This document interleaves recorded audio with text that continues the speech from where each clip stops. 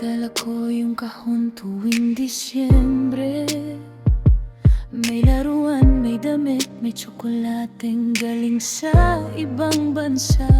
Ngunit sana alam mo, hindi yun ang pinakamahalaga sa loob.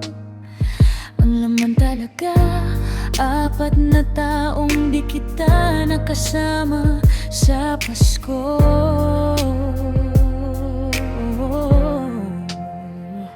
Padala ko yung pera tuwing kinsenas, pambayad ng tuition, pambili ng libro, pamproyekto mo. Ngunit sana maramdaman mo, bawat papel na yan ay may bahid ng pawis. Amoy puyat yan, amoy homesick, amoy kaya ko pa. Sa video call, tanong mo kumusta ka dyan, mapa. Sagot ko, okay lang ako dito na. Pero ang totoo, okay lang ako basta okay ka. Busog ako basta busog ka. Masaya ako basta nakikita kitang nangangapa.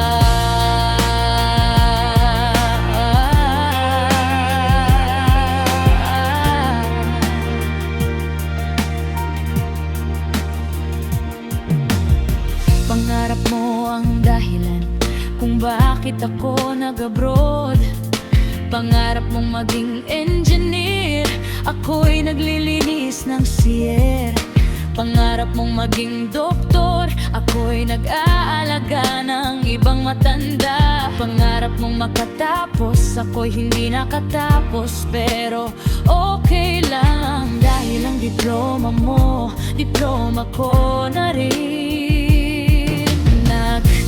Pag naging successful ka na, hindi ko hihingin na suklian mo lahat ng padala ko. Ang hinihiling ko lang, huwag mong kalimutan kung bakit ako lumayo. Lumayo ako para hindi mo na kailangang lumayo pa.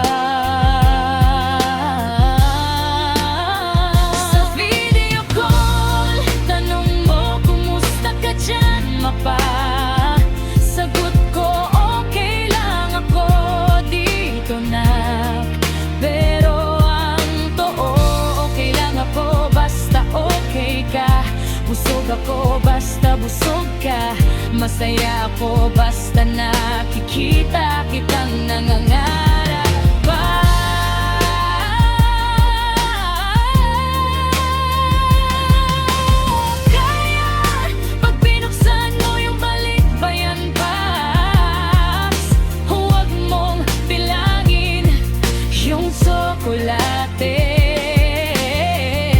Bilangin mo yung taong nawala sa tabi mo. Bilangin mo yung birthday mong wala ako. Bilangin mo yung mahal kita na sa chat ko lang nasabi.